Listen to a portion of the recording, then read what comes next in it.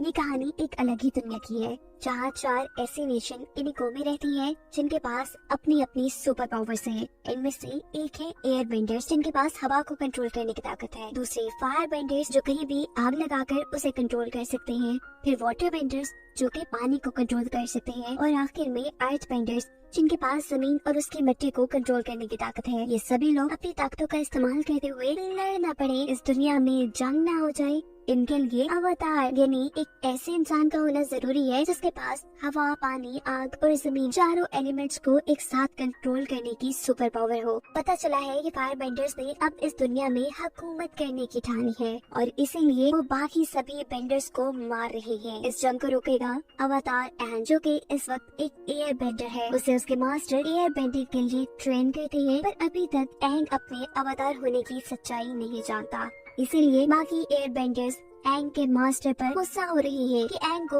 अपनी अवतार वाली ट्रेनिंग शुरू कर देनी चाहिए, क्योंकि अब फायर बेंडर्स उन लोगों के इलाके में घुसकर उन्हें मारना चाह रहे थे। मास्टर भी सही वक्त देखकर एंग को उसके अवतार होने की सच्चाई बताते हैं और कहते हैं कि तुम्हें जल्द ही ट्रेनिंग पूरी करके फायर बेंडर्स की तरफ से होने वाले इस जुल्म को रोकना होगा। एंग, जो कि बस 12 साल का था, ये सारी बातें समझ नहीं पाता। इतनी बड़ी समझदारी से घबराते हुए वो मास्टर से कहता है कि मैं अवतार नहीं बनना चाहता। इन सब चीजों ने उसका मूड भी ऑफ कर दिया था, जिसे ठीक करने के लिए वो अपने पेट से बातें करता है और उसके साथ उड़कर सैर पे चला जाता है, जबकि उसके पीछे पीछे उसके इलाके में आग का हमला हो चुका था। फायर बेंडर्स ने एयर बेंडर्स के पूरे ही टेम्पल को थोड़े ही टाइम में तबाह कर दिया था। वो लोग सभी एयर बेंडर्स के साथ ही एंग के मास्टर को भी मार चुके थे और जो बचा था वो सिर्फ एंग ही था, जो अपने पेट के साथ सैर पे निकला था। पर तूफान की लपेट में आकर वो पानी में गिरता है। इससे पहले कि वो पानी में डूब जाता, हमें दिखाया जाता है कि उसकी अवतार की ताकतें जागी हैं।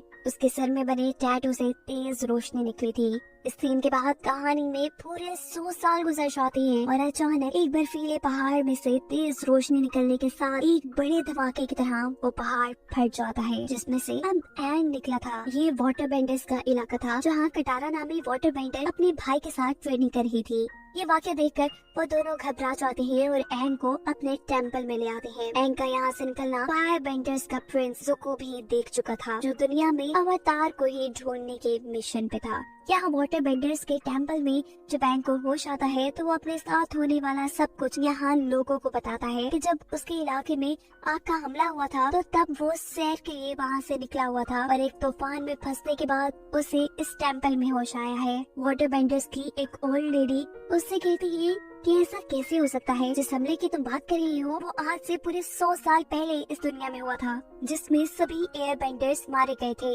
उनकी पूरी नस्ल खत्म कर दी गई थी, यहाँ तक कि काफी वाटर बेंडर्स भी उस जंग में मारे गए। बस ये कटारा ही उनके कबीले में आखिरी वाटर बेंडर बची है। एंग से थोड़ी और बात करने पर वो ओल्ड लेडी पता चला लेती है कि एंग एक अवतार है और इस दुनिया में बचा आखिरी वाटर बेंडर भी।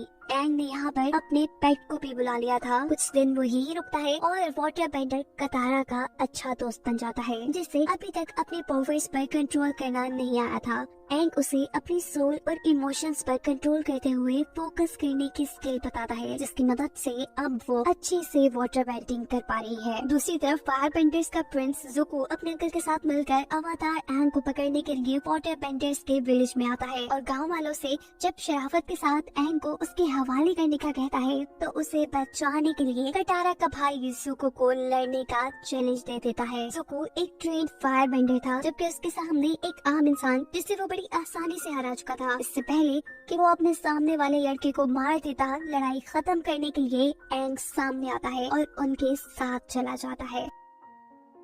एंग को शिप के जेल में डाला गया था। एंग यहाँ अपनी एयर बेंडिंग की स्किल्स का इस्तेमाल करते हुए बड़े ही आराम से अपनी कैद की चाबियां चुरा यहाँ के सिपाहियों को चकमा दे कैद से निकलकर ज़ुको की इस शिप का विजिट करता है, जहाँ उसे अवतार पे लिखी ज़ुको की किताब मिलती है, जिसे चुरा जैसे ही वो शिप से उड़ता है तो ज़ुको की नजर में आ जाता है। ज़ुको आग से एंग पर हमला कर रहा था, जिससे बचते हुए इससे पहले कि वो पानी में गिरता, कटारा और उसका भाई एंग को उसी के पेट पर बचाने वहाँ पहुँच चुके थे। ये लोग एयर बेंडर्स के टेम्पल में जाते हैं जहाँ सब बर्बाद था। वहीं जब एंग को अपने मास्टर की हड्डियाँ नजर आती है तो दुख और गुस्से से उसका बुरा हाल हो जाता है। ऐसे में उसकी सारी अवतार की पावर्स एक बार दोबारा से जाग उठती हैं, जिनको अपने दिल पर कंट्रोल करते हुए उसने बहुत मुश्किल से काबू में किया था। वो बहुत ज्यादा रो रहा था। इस वक्त तारा उसे हौसला देती है। एंग कहता है कि मेरी वजह से 100 साल पहले मेरी दुनिया खत्म हो गई, पर अब मैं पहले वाली गलती नहीं दोहराऊंगा। मैं अब अवतार की ट्रेनिंग खुद से पूरी करूंगा। प्रिंस ज़ुको की अवतार पर लिखी हुई बुक जो उसने शिप से चुराई थी, उसके जरिए उसे पता चलता है कि अवतार की ट्रेनिंग स्टार्ट करने के लिए उसे पहले पिछले सभी अवतार की पावर्स को जगाना होगा। इसीलिए पहले वो कियोशी अवतार के टेम्पल में जाते हैं जो उनके पास ही एक आइलैंड पे था। लेकिन वहाँ जाने पर आइलैंड के लोग उन पर हमला करके उन्हें पकड़ने वाले होते हैं कि कियोशी की मूर्ति से एंग के ऊपर एकदम से रोशनी गिरती है, जो देख आइलैंड के लोग हैरान होते हैं और उन्हें अपने सरदारों के पास ले आते हैं। ये एंग और एंग के साथियों को बताते हैं कि असल में उनके पास किसी तरह की भी बेंडिंग पावर्स नहीं है, जिनकी वजह से वो अपने आप को बचा नहीं सकते। इसीलिए वो किसी अनजान इंसान को अपने आइलैंड में नहीं आने देते। एंग कहता है पर मुझे बस कियोशी अवतार के बारे में जानना है, उनकी पावर्स को जगाना है, क्योंकि मैं खुद एक अवतार हूँ। ये सुन वो लोग उसकी मदद को मान जाते हैं और रात में यही उनका पीछा करते हुए ज़ुको भी पहुँच जाता है और आइलैंड के लोगों से कहता है कि हम यहाँ पर एक मुजरिम को पकड़ने के लिए आए हैं। अगले दिन एंग दोबारा कियोशी की मूर्ति के पास जाता है और इस मर्तबा जब मूर्ति से रोशनी उसके ऊपर गिरती है तो वो अचानक ही सोल्स यानी रूहों की दुनिया में पहुंचकर अवतार कियोशी से मिलता है, जो उसे बताती है कि तुम्हारी पहले अवतार की ट्रेनिंग ना करने की वजह से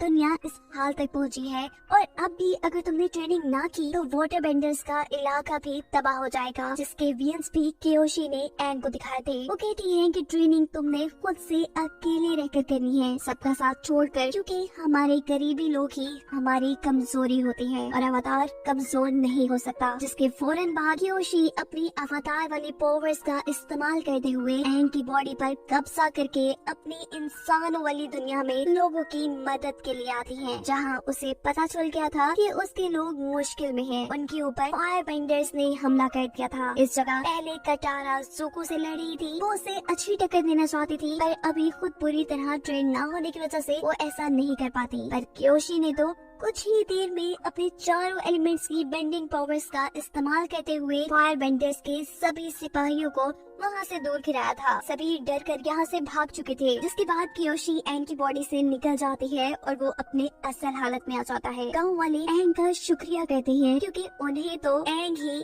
अपने दुश्मनों से लड़ता नजर आया था। जिसके बाद एंग अपने साथियों के साथ वाटर बेंडर्स के इलाके की तरफ चल पड़ता है, क्योंकि उसे कियोशी ने बताया था कि वाटर बेंडर्स के इलाके पे अब बहुत बुरा हमला होने वाला है। इसीलिए वो पहले वाटर बेंडिंग सीखकर उस इलाके को बचाने का इरादा करता है। इस सीन में दिखाया जा रहा है कि अवतार कियोशी के आइलैंड से हारने के बाद ज़ुको के ही आर्मी के लोग मिलते हैं, जो उससे पहले उसका साथ ना देने की वजह से माफी मांग रहे थे। यह आदमी ज़ुको से कहता है कि अगर आप पहले ही हमें अवतार के मिलने के बारे में बता देते तो हम जरूर आपका साथ देते। ज़ुको इस आदमी से कहते हैं कि ठीक है, ये बात तुम्हें पता चल गई, पर तुम अब ये बात किसी को नहीं बताओगे। लेकिन वो तो ये सब ज़ुको के डैड को यानी फायर बेंडर्स के राजा को बता चुका था, जो खबर सुनते ही वो अपनी बेटी से कहती है कि देखो ज़ुको काबिल बनता जा रहा है, उसने अवतार को भी ढूंढ लिया है। ये बात सुनकर आमतौर पर तो उसकी बहन को खुश ही होना चाहिए था, लेकिन वो खुश इसलिए नहीं थी क्योंकि वो अपने डैड के बाद फायर बेंडर्स की खुद मलका बनना चाहती थी और इसका एक तरीका यही था कि वो ज़ुको से ज्यादा काबिल बने।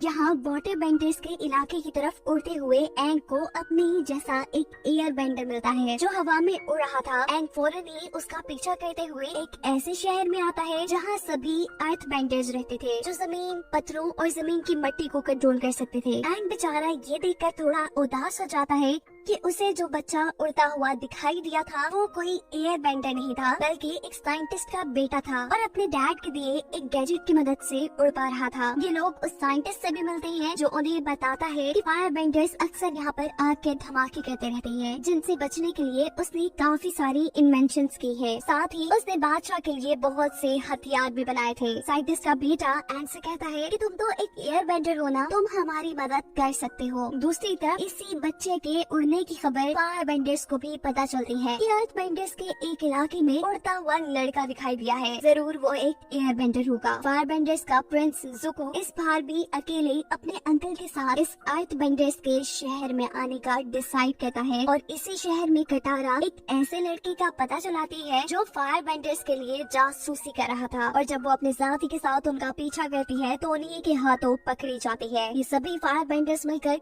उसके ऊपर हमला कर देती है। वो अपने साथी के साथ मिलकर जल्द ही उन्हें हरा देती है, जबकि दूसरी तरफ उसका भाई एक साइंटिस्ट के साथ मिलकर बड़े एयर बैलून का डिजाइन बनाने में कामयाब हो जाते हैं। इसी शहर में एंग ये पता चलाता है कि फायर बेंडर्स यहाँ पर अपनी आग से हमला नहीं करते, बल्कि वो तो इस शहर में किसी खास केमिकल का इस्तेमाल करते हुए आग के हमले और धमाके करवाते हैं, और जरूर इनके शहर के अंदर का ही कोई आदमी फायर बेंडर्स की मदद करता है। एंग इस काम में मुलविस जिस लड़के का नाम बताता है, कटारा उसे जानती थी। उसी के साथ मिलकर तो उसने फायर बेंडर्स को हराया था। वो लड़का तो उसे अच्छा इंसान लगा था, लेकिन जब बाहर जाकर वो दोबारा उस लड़के से बात करती है तो वो लड़का उसे अपना प्लान बताता है कि कैसे वो साइंटिस्ट के सामान को बादशाह के पास ले जाते हुए एक बॉम्ब से बदल देंगे, जिसके नतीजे में वहाँ के बादशाह मर जाएंगे। कटारा को ये सुन बिल्कुल यकीन नहीं हुआ था कि जिस लड़की पे उसने यकीन किया वो इतना बुरा हो सकता है। वो अब एंग के साथ मिलकर बादशाह को बचाने के लिए निकलती है, जहाँ पर एंग का सामना ज़ुको से हो जाता है। ये लोग लड़ते लड़ते शहर की तरफ आ जाते हैं। ज़ुको जब अपनी फायर से एंग पर हमला करता है तो यहाँ शहर में आग लग जाती है, जिससे एंग अपनी एयर बेंडिंग स्किल्स की मदद से बुझाने में लग चुका था। अर्थ बेंडर्स को भी यहाँ फायर बेंडर के आने का जब पता चलता है तो उनके सिपाही फायर बेंडर को पकड़ने के लिए आ जाते हैं, और तब ज़ुको के अंकल इन सभी सिपाहियों के सामने अपनी फायर बेंडिंग की स्किल्स दिखाते हैं, ताकि इन सबका ध्यान प्रिंस ज़ुको की तरफ जाए ही ना, जिसके नतीजे में अंकल और एंग दोनों ही पकड़े जाते हैं। इसी दौरान फायर बेंडर्स का जब एक साथी बादशाह को मरवाने के लिए बम वाले एक बॉक्स के ऊपर आग से जले एक तीर से हमला करने वाला होता है, तो कटारा अपनी वाटर बेंडिंग स्किल्स का इस्तेमाल करते हुए उस तीर को बुझाकर बादशाह की जान बचा लेती है। यहाँ कटारा का भाई साइंटिस्ट से पूछता है कि तुम बादशाह के खिलाफ ही काम क्यों कर रही हो, जिस पर वो जवाब देता है कि ये करना मेरी मजबूरी है। फायर बेंडर्स ने मेरे बेटे को मारने की धमकी दी हुई है। कटारा एंग से कहती है कि सारी बातें छोड़ो, हमें एंग को बचाने के लिए महल में जाना होगा, और साइंटिस्ट महल के खुफिया रास्ते के बारे में इन दोनों को बताता है जो जेल तक जाता था। सीन कट होकर हमें एक पास्ट का सीन दिखाया जाता है। 100 साल पहले जब एंग छोटा था, उसका एक दोस्त हुआ करता था, बहुत ही अच्छा, और वो एक अर्थ बेंडर था। मजेदार की बात ये थी कि इस वक्त अर्थ बेंडर्स का जो बादशाह था वो एंग का 100 साल पुराना बचपन का दोस्त ही था, जो अब बूढ़ा हो चुका था, लेकिन वो एंग को देखते ही उसे एक ही नजर में पहचान जाता है। यहाँ कटारा और उसका भाई जो एंग को बचाने के लिए एक खुफिया रास्ते से महल के जेल की तरफ जा रहे थे, उनके रास्ते में एक खुफिया टनल आ जाती है, जिसके बाहर उन्हें एक आदमी भी मिला था, जिसने उन्हें बताया था कि तुम इस रास्ते को अपने प्यार से ही पार कर सकते हो। लेकिन ये दोनों बहन भाई जो एक दूसरे पर एतबार नहीं करते थे, इस टनल में खो जाते हैं। बहुत ही मुश्किल से जब ये लोग आगे बढ़ रहे होते हैं तो इनका सामना एक मॉन्स्टर से हो जाता है। डर कर ये दोनों ही हाथ पकड़ लेते हैं। ऐसा करने पे वो मॉन्स्टर एकदम से खामोश हो चुका था। कटारा समझ चाहती है कि ये उनके प्यार की वजह से हुआ है। वो इसी मॉन्स्टर से बाहर निकलने का रास्ता जब पूछती है तो मॉन्स्टर यहाँ की दीवार तोड़कर एक रास्ता बना देता है, और अब हमें दिखाया जाता है एंग को, जो कि अर्थ बेंडर्स के बादशाह का सामना कर रहा था। ये बादशाह बहुत ही ज्यादा गुस्से में था, क्योंकि 100 साल पहले एंग की वजह से उनकी दुनिया तबाह हुई थी। इसका बदला लेने के लिए वो अपनी सारी अर्थ बेंडिंग पावर्स का इस्तेमाल करते हुए एंग के ऊपर हमला करता है। वो बहुत ही मुश्किल से अपने आप को बचा पाता है, जिस पर वो बादशाह गुस्से में उसे बताता है कि तुम अभी भी एक बच्चे की तरह सोचते हो, अवतार की तरह नहीं, और बच्चों के साथ मिलकर ही अजीब काम कर रहे हो। पर एंग जवाब में कहता है, मैं कुछ भी गलत इस बार नहीं सोच रहा, मैं हर हाल में इस मर्तबा दुनिया को हर बर्बादी से बचाऊंगा और इसमें मुझे तुम्हारी जरूरत भी पड़ेगी। ये सुन वो बादशाह खुश होकर उसे छोड़ देता है। दिखाया जाता है कि जंगल से गुजरते हुए ज़ुको के अंकल को जिस नई जेल में ले जाया जा रहा था, रास्ते में ही ज़ुको अर्थबेंडर्स के सिपाहियों पर हमला करके अपने अंकल को छुड़वा लेता है और हमें पास्ट का एक सीन दिखाया जाता है जिसमें हमें ज़ुको और उसके अंकल के रिलेशन के बारे में पता चलता है। ज़ुको ने उनका एक बेटे की तरह ख्याल रखा और जब ज़ुको को अपने फादर की तरफ से अवतार को ढूंढ लाने तक उनके इलाके में न आने की सजा दी, तो तब अंकल ने उसके साथ आने का फैसला किया और तब से अब तक ये लोग साथ थे। ये दोनों मिलकर सभी सिपाहियों को अपनी फायर बेंडिंग स्किल से मार गिराते हैं, जबकि दूसरी तरफ हमें दिखाया जाता है कि एंग और कटारा दोबारा वाटर बेंडर्स के इलाके के लिए निकल चुके हैं। यहाँ पर एंग कटारा से कहता है कि तुमने जल्द ही वाटर बेंडिंग काफी अच्छे से सीख ली है, जिसका जवाब कटारा देती है कि मैं अपनी वाटर बेंडिंग स्किल्स को अपनी दादों की किताब की मदद से बढ़ा रही थी। इन्हीं बातों के दौरान रास्ते में जंगल के अंदर उन्हें आग लगी दिखाई देती है। जब ये लोग वहाँ उतरकर चेक करते हैं तो यहाँ एक छोटा सा गांव था। एक आदमी एंग को बताता है कि पहले कुछ यहाँ पे मॉन्स्टर्स थे जो इंसानों को गायब कर लिया करते थे और फिर फायर बेंडर्स ने भी यहाँ पर हमला करके हमारे इस इलाके को तबाह कर दिया। एंग को भी यहाँ पर एक दूसरी डायमेंशन की एनर्जी महसूस हो रही थी। सीन कट होकर हमें फायर बेंडर्स के शहर में ज़ुको की बहन को दिखाया जाता है जो अपने डैड को कह रही थी कि उन्हें आर्मी जनरल की मदद से अवतार को ढूंढ लाना चाहिए। उसके डैड कहते हैं,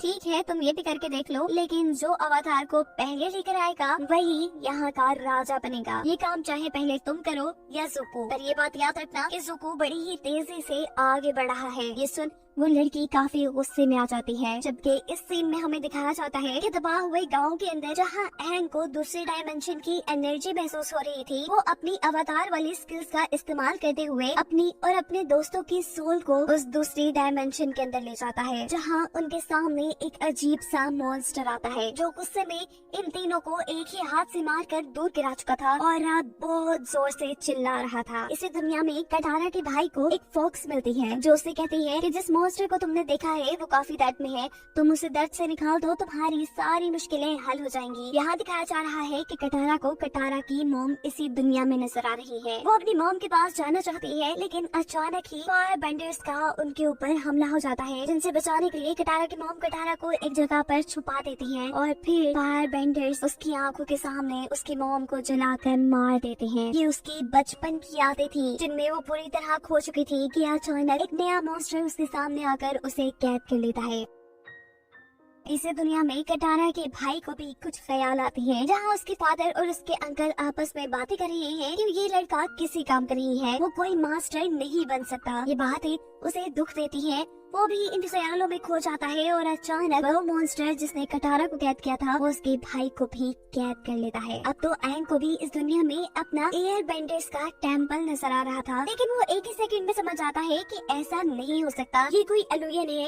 वो अपना पूरा फोकस लगाता है और देखता है कि यहाँ पे असल में है क्या, और उसे यहाँ एक मॉन्स्टर दिखाई देता है जो उससे कहता है कि तुम कई साल बाद ऐसे इंसान मेरे सामने आए हो जो मेरे भरम से बच गए, वरना जो मेरे भरम में आता है उसे मैं कैद कर लेता हूँ। मैं जान चुका हूँ कि तुम एक अवतार हो, मैं पहले भी बहुत से अवतार से लड़ चुका हूँ। वो उससे पूछता है कि क्या तुम मेरी कोई चीज लेकर आए हो? एंग कहता है नहीं, मैं तो अपने दोस्तों को बचाने के लिए यहाँ आया हूँ। ये कहते ही उसके और मॉन्स्टर के दरमियान में लड़ाई शुरू हो जाती है, पर एंग जो यहाँ पे एक सोल था अपनी ताकतों का इस्तेमाल नहीं कर पा रहा था, इसीलिए वो इस मॉन्स्टर से हार जाता है और वहाँ से भागकर एक घर के अंदर आता है जहाँ पर उसे अपने मास्टर मिलते हैं। वो उनके गले लगकर उनसे कहता है कि आप कहाँ चले गए थे, मुझे आपकी जरूरत है। अब एंग इनसे पूछता है कि मैं इस मॉन्स्टर से अपने दोस्तों को कैसे बचाऊं। मास्टर बताते हैं कि ये मॉन्स्टर लोगों को उनकी पुरानी यादों के जरिए कैद करता है, पर अवतार इसके जाल में नहीं फंसते। पिछली मर्तबा फायर नेशन के एक अवतार ने इनको अच्छी टक्कर दी थी और वो उनकी कोई खास चीज चुरा ले गया था। अगर तुम अपने दोस्तों को बचाना चाहते हो तो तुम जाकर इस मॉन्स्टर की वो चीज ले आओ। पर फायर बेंडर्स तो उनके दुश्मन थे,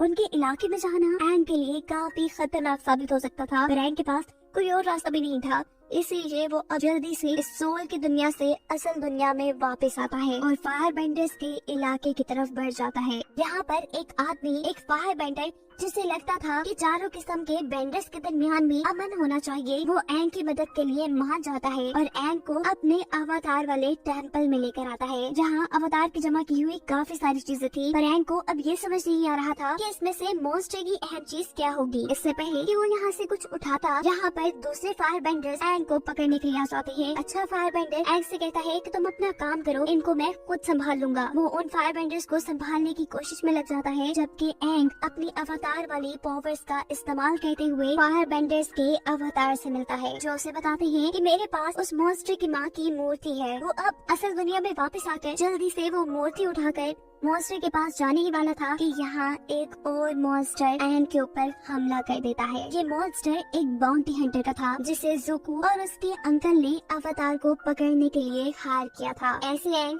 उन दोनों के कब्जे में आ जाता है। एंग इन दोनों को समझाता है कि प्लीज मुझे थोड़ा वक्त दे दो, मुझे अपने दोस्तों को बचाने दो, फिर मैं दोबारा खुद तुम्हारे पास आ जाऊंगा। जिस पर ज़ुको उसे जवाब देता है कि दूसरों को बचाने की सोच हमें कमजोर बना देती है। और यही से हमें एक पास्ट का सीन दिखाया जाता है, जहाँ पर ज़ुको के डैड जंग में लड़ने की एक स्ट्रेटेजी बना रहे थे, जिनके मुताबिक वो काफी सारे अपने ही सोल्जर्स को मरवा कर दुश्मन को डिस्ट्रैक्ट करके खत्म कर देंगे। पर इस ख्याल पे ज़ुको का कहना था कि हमें अपने लोगों को नहीं मरवाना चाहिए। अपनी स्ट्रेटेजी पे सवाल उठाने की वजह से ज़ुको के डैड उससे कहते हैं कि तुम्हें इसकी सजा जरूर मिलेगी। सीन कट होकर हमें प्रेजेंट में दिखाया जाता है कि ज़ुको के डैड ने ज़ुको के ही सामने अपनी आर्मी भेजी थी, जो उसे कह रही थी कि तुम आराम से अवतार को हमारे हवाले कर दो, नहीं तो हमारे पास तुम्हें ये मारने तक के ऑर्डर्स हैं। ना चाहते हुए भी ज़ुको को अवतार को अपने डैड के सिपाहियों के हवाले करना पड़ा था। ये लोग एंग को ले जाकर एक टेम्पल में बांध देते हैं और रात होने पर उसे कोई बचाने के लिए आ जाता है। यहाँ हमें एक फाइट दिखाई जाती है, जिसमें एंग और उसे बचाने वाला सिपाही बाकी सभी सिपाहियों से लड़ते हैं और यहाँ से गायब हो जाते हैं। एंग देखता है कि उसे बचाने वाला और कोई नहीं बल्कि ज़ुको ही था। वो ये देखकर हैरान भी होता है और ज़ुको से कहता है कि तुम काफी अच्छे हो, तुमने मेरी मदद की, हालांकि तुम मेरे दुश्मन थे और तुम्हारी अवतार पर लिखी हुई किताब वो भी बहुत शानदार है, तुम बहुत सही हो। ज़ुको कहता है पागल मत बनो, मैं अभी भी तुम्हारा दुश्मन हूँ और किसी भी हाल में तुम्हें खुद पकड़कर अपने इलाके में जाना चाहता हूँ। ये बात कहते ही वो एंग के ऊपर हमला कर देता है और दोनों एक दूसरे से लड़ने लग जाते हैं। एंग उसके हमले का मुकाबला करते हुए उसी को गिरा देता है और उससे कहता है कि मुझे लगता है कि तुम्हारे चेहरे के साथ साथ तुम्हारे दिल पे भी एक गहरी चोट है। और इस कहानी को जानने के लिए हमें पास्ट में दिखाया जाता है कि ज़ुको के डैड ज़ुको से लड़ रहे हैं। ज़ुको उन्हें अच्छी टक्कर देता है, लेकिन चाहकर भी उन्हें मार नहीं पाता, जिस पर उसके डैड उसे कहते हैं कि दूसरों को बचाने की चाह हमें कमजोर बना देती है। ज़ुको ने अपने डैड को ना मारकर अपने आप को कमजोर साबित कर दिया था और इससे पहले भी उसने अपने डैड की बनाई एक स्ट्रेटेजी पे सवाल उठाया था। इन दोनों चीजों की सजा उसके डैड उसकी एक आंख जला कर देते हैं। सीन कट होकर दोबारा प्रेजेंट भी शिफ्ट होता है, जहाँ एंग ज़ुको को एक बोट में बिठाकर उसे वहाँ से ये कहते हुए भेज देता है कि मैं अपने दोस्तों को बचाने के बाद तुमसे जरूर मिलूंगा। ज़ुको उसके ऊपर आग से हमला करता है, जिसका एंग के ऊपर कोई असर नहीं होता। सीन कट होकर पास्ट में हमें दिखाया जाता है कि जब ज़ुको की आंख जली हुई थी, तब उसके डैड उसके पास आकर कहते हैं कि तुम्हें जंग में एक सिपाहियों के बैच को बचाने की बहुत पड़ी थी, इसीलिए अब तुम्हारी सजा है कि तुम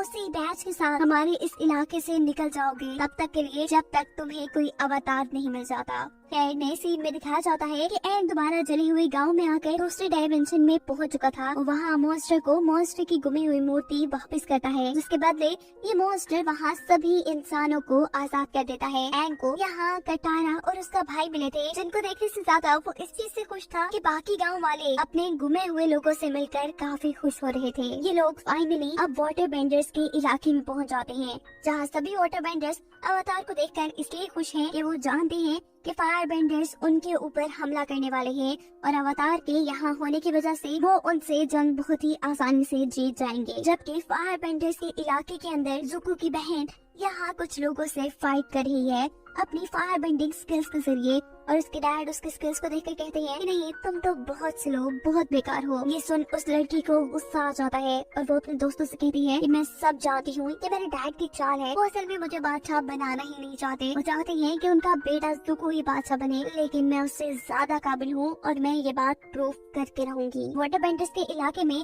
जब बड़े वाटर बेंडर्स एंग से बात करते हुए जंग की स्ट्रेटेजी बनाने का सोचते हैं, तो एंग उन्हें कहता है कि मैं अभी इन चीजों के लिए काफी छोटा हूँ और अभी तक अपने दोस्तों की मदद लेता हूँ, तो ये सुन वो गुस्सा हो जाते हैं और उससे कहते हैं कि तुम कैसे अवतार हो, एक बेकार अवतार जो अपने कामों में अपने दोस्तों की मदद लेता है। हालांकि अवतार में इतनी ताकत होनी चाहिए कि वो किसी भी मुसीबत का अकेले में मुकाबला कर सके। एंड बेचारा ये सब सुन उदास हो चुका था। यहाँ किटारा जो कि एक अच्छी फायर बेंडर थी, वो जब यहाँ के लोगों से मिलती है तो उसे पता चलता है कि यहाँ की औरतें तो जंग में हिस्सा ही नहीं लेती, बल्कि वो अपनी वाटर बेंडिंग स्किल लोगों की सेहत को ठीक करने के लिए इस्तेमाल करती हैं। और ये बात किटारा को काफी गलत लगती है। यहीं पर एंग अब एक नए अवतार से मिलता है उनकी पावर्स को एक्टिवेट करने के लिए, और ये अवतार ऐसे कहते हैं कि तुम मेरी वाली ही गलती कर रहे हो। मैंने भी अपने लोगों को छोड़कर सोल्स की दुनिया में लोगों की मदद करना शुरू की थी और इसी वजह से लोग अभी तक मेरी इज्जत नहीं करते, और यही सब तुम्हारे साथ भी हो रहा है। तुम्हें अपने दोस्तों को छोड़कर अपनी ट्रेनिंग पर ध्यान देना चाहिए। इन्हीं वाटर बेंडर्स के इलाके के अंदर किटारा के भाई को एक लड़की मिलती है सफेद बालों वाली, जिससे मिलकर उसे लगता है कि वो पहले उससे मिला हुआ है। अचानक उसे याद आता है कि ये लड़की उसे सोल की दुनिया में मिली थी, उस फॉक्स की शक्ल में जिसने उसे मॉन्स्टर की मदद करने को कहा था। पर ये कितना अजीब था कि एक लड़की सोल्स की दुनिया में भी हो और असल दुनिया में भी। तब ये लड़की उसे बताती है कि असल में बचपन में मैं बहुत बीमार रहती थी, इसीलिए मेरे डैड ने चांद की रूह से मदद मांगी, जिस चांद की मदद से ही हम लोग वाटर बेंडिंग कर सकते हैं। चांद की रूह ने मुझे अपनी रूह का थोड़ा सा हिस्सा दे दिया, जिसकी वजह से आज मैं जिंदा भी हूँ और किसी भी वक्त इस इंसानों की दुनिया से सोल्स की दुनिया में भी जा सकती हूँ।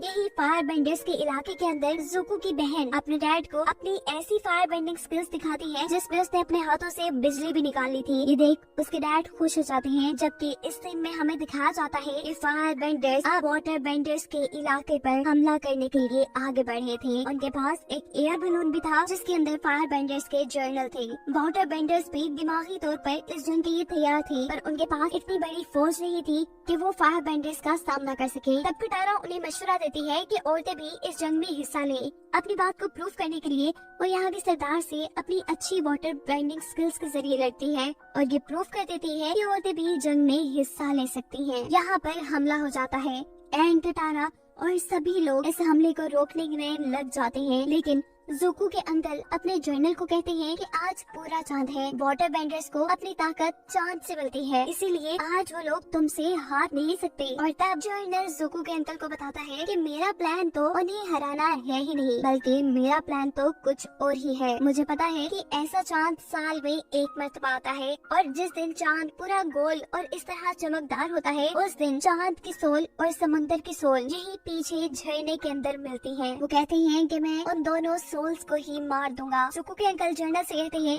कि ये बहुत ही गलत आइडिया है। ऐसा करने से सोल्स की दुनिया में और इस दुनिया में बहुत बड़ा नुकसान हो सकता है, तबाही मच सकती है। लेकिन वो जर्नल कहता है कि मुझे इस चीज की कोई परवाह नहीं। वो अब झील के पास पहुंच जाता है चांद की रूह को ढूंढने के लिए, जबकि दूसरी तरफ जुको एंग को पकड़ने के लिए यहाँ पे आ चुका है, जिससे किटारा अब लड़ रही है। और इस मरतबा किटारा अपनी वाटर बेंडिंग की स्किल से बहुत ही आसानी से जुको को अपनी कैद में कैद कर चुकी थी। यहीं पर वो जर्नल चांद की रूह को मारने लगता है। जुको के अंकल उसे कहते हैं कि चांद की रूह की ताकत काफी ज्यादा होती है, एक अवतार से भी ज्यादा, तुम उसे नहीं मार पाओगे। लेकिन वो जर्नल वाटर बेंडर्स को खत्म करने के लिए चांद की रूह को पकड़ लेता है। ऐसे में चांद एकदम से लाल हो चुका था, जिसके बाद वो आदमी चांद की रूह को अपने जादुई खंजर से मार भी देता है और ऐसे चांद बिल्कुल काला पड़ जाता है। चांद की खत्म होने से वाटर बेंडर्स की ताकत भी खत्म हो जाती है। फायर बेंडर्स ताकतवर हो जाते हैं और वो हमला करके इनके इलाके को खत्म करने लगते हैं। यहाँ तक के वाटर बेंडर्स का टेम्पल भी टूट जाता है। ये बिल्कुल वही सीन है जो कियोशी ने एंग के वीएन में दिखाया था। एंग यहाँ के लोगों को बचाना चाहता था, लेकिन तभी उसे कियोशी की कही हुई वो बात याद आती है कि एक अवतार को लोगों की फिक्र छोड़कर खुद पे ध्यान देना चाहिए और अपनी पावर्स को उभारना चाहिए। ये सोचते ही वो समुद्र के बिल्कुल दरमियान में चला जाता है और अपनी रूह को समुद्र को दे देता है। एक अवतार और समुद्र की रूह मिलकर यहाँ बहुत बड़े मॉन्स्टर की शक्ल में आ जाती हैं, जिसके बाद वो फायर बेंडर्स के सभी जहाजों को तबाह करना शुरू कर देता है। जुको ये देखकर उससे लड़ने के लिए आगे बढ़ता है और जुको को जिंदा देखकर फायर बेंडर्स का जर्नल गुस्से में आ जाता है, क्योंकि उसने तो जुको को अपनी तरफ से मरवा दिया था।